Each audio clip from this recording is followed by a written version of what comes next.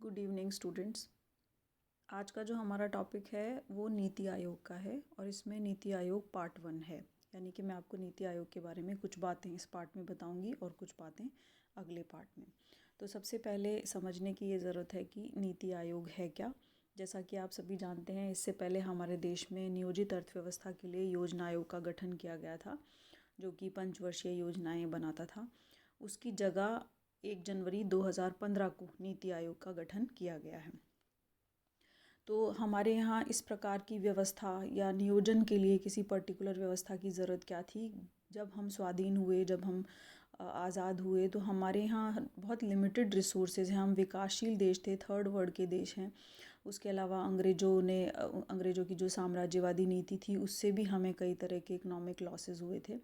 तो हमारे यहाँ बहुत लिमिटेड रिसोर्सेज थे, जबकि हमें काम बहुत ज़्यादा करना था। हमारे ऊपर जनसंख्या भी बहुत ज़्यादा थी हमारी, और उसका विकास भी हमें करना था, आर्थिक विकास की गति भी बढ़ानी थी। तो जब हमें कम रिसोर्सेज में ज़्यादा चीज़ें अचीव करनी होती हैं, तो उसके लिए हमेशा प्लानिंग करनी पड़ती है। और इसी प्लानिंग को करने के लिए ये दोनों तरह की प्लानिंग करनी थी, इकोनॉमिक प्लानिंग भी और सोशल प्लानिंग भी। इस प्लानिंग को करने के लिए हमने योजना आयोग का गठन किया था, जो कि हमारे यहाँ काफ़ी समय से पंचवर्षीय योजनाएं और 1 वर्षीय योजनाएं बना के लागू कर रहे थे। और उसका है भी कि हमने 60 साल में काफ़ी तरक्की की थी। लेकिन 1 जनवरी 2015 को नीति आयोग का गठन किया गया। ये क्यों किया गया नीति आयोग? क्योंकि योजना आयोग, ऐसा नहीं कह सकते कि योजना आयोग को हटाकर नीति आयोग आया है। एक तरीके से ये समझिए कि योजना आयोग के ढांचे में परिवर्तन कर दिया गया है और उसको नया नाम दिया गया है नीति आयोग के रूप में। योजना आयोग जो है वो कमांड अर्थव्यवस्था, यानी कि जो प्लान्ड इकोनॉमी का जो स्ट्रक्चर था, जिसमें सेंट्रलाइज्ड प्लानिंग हुआ करती थी, उसके लिए तो बहुत प्रभावी था। लेकिन पिछले कुछ वर्षों से ये इतना प्रभावी नहीं रह गया था। ऐसा क्यों रह गया था? क्योंकि भारत जो है वो एक विविधता भरा देश है।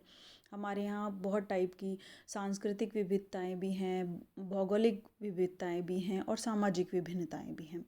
तो इससे क्या है कि हमारे यहाँ जो राज्य हैं अलग अलग, वो अलग अलग तरह के विकास में हैं। कुछ राज्य अच्छा विकास कर रहे हैं, कुछ राज्य कम विकसित हैं, कुछ राज्यों के पास बहुत अच्छे रिसोर्सेज हैं, कुछ राज्यों के पास उतने अच्छे रिसोर्सेज नहीं हैं।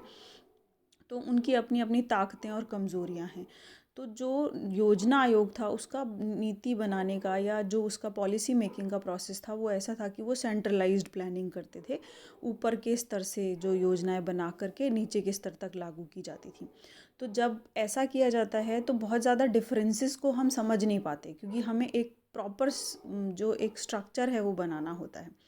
तो ये बहुत ज़्यादा यूज़फुल नहीं रह गया था।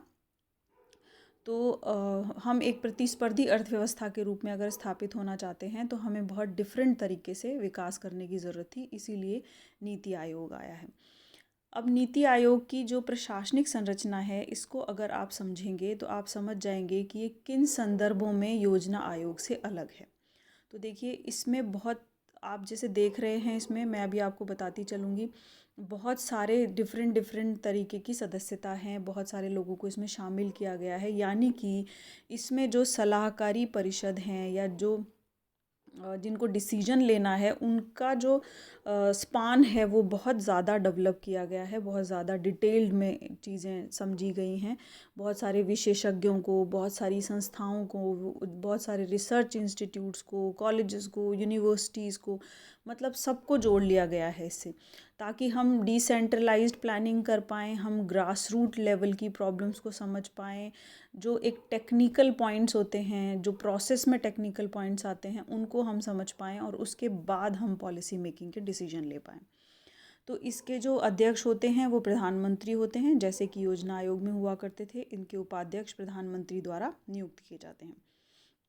संचालन परिषद जो कि मेन है, उसमें सभी राज्यों के मुख्यमंत्री और यूटीज़ के उपराज्यपाल शामिल होंगे।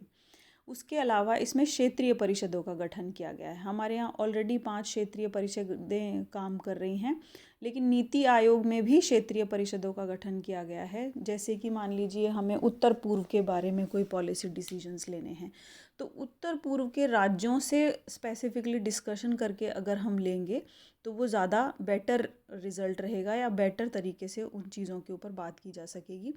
तो क्षेत्रीय मुद्दों को संबोधित करने के लिए प्रधानमंत्री या उनके द्वारा नामित व्यक्ति मुख्यमंत्रियों और उपराज्यपालों की बैठक की अध्यक्षता करता है, जो क्षेत्रीय परिषद होती है उसकी।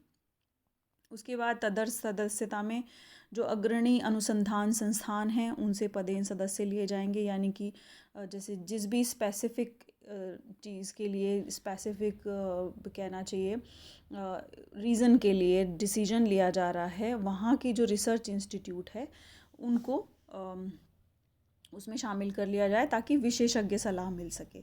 पदेन सदस्यता प्रधानमंत्री द्वारा नामित केंद्रीय मंत्रिपरिषद के 4 सदस्य अधिकतम 4 का मतलब उससे कम भी हो सकते हैं, ये नामित होंगे। सीईओ जो हैं वो भारत सरकार के सचिव स्तर के होते हैं और इनके लिए एक निश्चित कार्यकाल भी नियुक्त किया गया है। विशेष आमंत्रित सदस्य प्रधानमंत्री द्वारा नामित होंगे, जो विभिन्न क्षेत्रों के विशेषज्ञ हो सकते हैं। यानी कि आप अगर इसकी सदस्यता, इसकी संरचना को समझेंगे तो आप ये जानेंगे कि इसमें ज़्यादा से ज़्यादा विशेषज्ञों और तकनीकी जो परेशानियां आती हैं उनके सल्यूशन देने वाले जो व्यक्ति हैं उनको शामिल किया गया है, और इस तरह से इसको गठित किया गया है कि किसी क्षेत्र विशेष के लिए जो परेशानियां हों उनको स्पेसिफिक तरीके से टारगेट किया जा सके।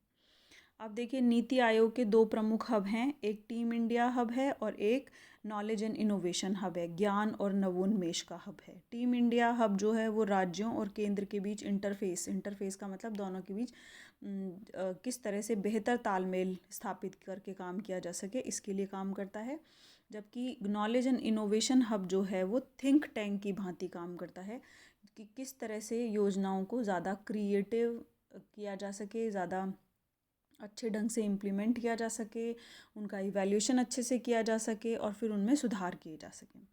तो अब तक नीति आयोग ने 3 दस्तावेज जारी किए हैं, जिसमें 3 वर्षीय एजेंडा है, एक 7 वर्ष का मध्यम अवधि रणनीतिक दस्तावेज है और एक 15 वर्षीय लक्ष्य दस्तावेज को शामिल किया गया है। इसमें डिफरेंट है। उसके अलावा नीति आयोग बहुत अलग अलग क्षेत्रों के ऊपर अपनी रिपोर्ट देता रहता है, पूरा रिसर्च करके कि उस क्षेत्र विशेष में क्या समस्याएं हैं और उनको टारगेट करने के लिए किस टाइप की पॉलिसी बनाई जानी चाहिए, और फिर उसके लिए बजटरी आवंटन किए जाते हैं। अब है एक इसमें कि नीति, आपसे पूछा जा सकता है कि नीति आयोग का उद्देश्य क्या है। तो नीति आयोग में पहली बात यह है कि मजबूत राज्य ही मजबूत राष्ट्र बनता है, यानी कि जितने राज्य मजबूत होंगे तभी राष्ट्र वास्तव में मजबूत बन सकेंगे।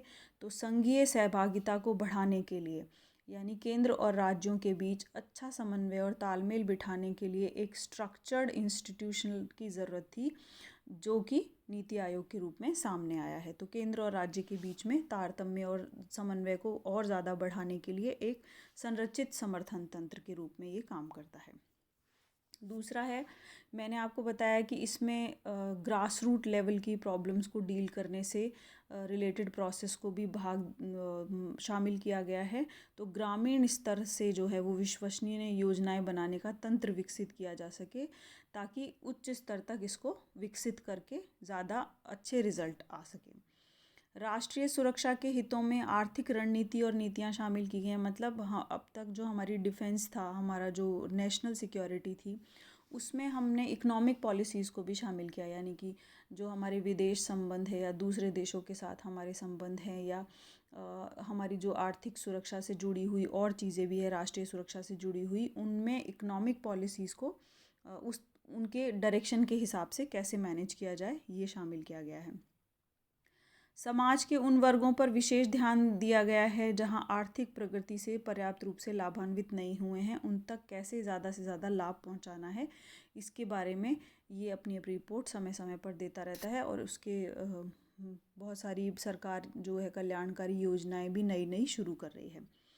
जो राष्ट्रीय और अंतर्राष्ट्रीय थिंक टैंक हैं, जो शैक्षिक और नीति अनुसंधान संस्थाएं हैं, यानी कि यूनिवर्सिटीज़ हैं या पॉलिसी मेकिंग से रिलेटेड रिसर्च इंस्टीट्यूट हैं, उन संस्थानों के बीच भी भागीदारी को प्रोत्साहन किया जाता है।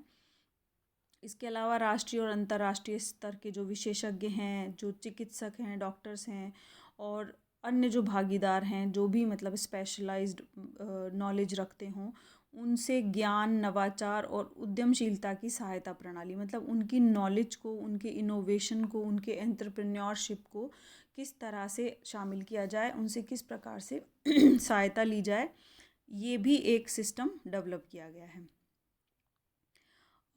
विकास एजेंडा के क्रियान्वयन में, यानी कि विकास के लिए जो एजेंडा बनाया जाएगा उसके क्रियान्वयन में तेजी लाने के लिए अंतर क्षेत्रीय और अंतर विभागीय मुद्दों के समाधान हेतु एक मंच प्रदान किया गया है। यानी कि जो क्षेत्रीय परिषद का गठन किया गया है, तो अगर किसी क्षेत्र विशेष से संबंधित कोई विशेष समस्या है तो उसको कैसे डील करना है, इसके लिए भी ये एक मंच के रूप में है। उसके अलावा राज्यों में कला संसाधन जो हैं, कला संसाधन केंद्र हैं, उनको स्थापित करना, शोध का केंद्र बनाना, शासन को सतत और न्याय संगत विकास में सर्वोत्तम तरीके अपनाने, मतलब किस प्रकार से जो डेवलपमेंट है उसको ज़्यादा न्यायपूर्ण बनाना है, उसके लिए कौन से सर्वोत्तम तरीके हो सकते हैं, इनको भी चूज़ करने का इसका उद्देश्य है। ये नीति आयोग के उद्देश्य हैं। तो आपसे नीति आयोग से संबंधित पूछा जाएगा क्वेश्चन, नीति आयोग से आप क्या समझते हैं, तो आप लिख देंगे नीति आयोग की प्रशासनिक संरचना, ये सिंपल है, आपको पूरा याद करना पड़ेगा। नीति आयोग के 2 हब के बारे में कि टीम इंडिया हब है, नीति आयोग के क्या उद्देश्य हैं। अब नीति आयोग से जुड़ी हुई और भी बातें हैं जो मैं आपको सेकंड वीडियो में बताऊंगी। Thank you so much.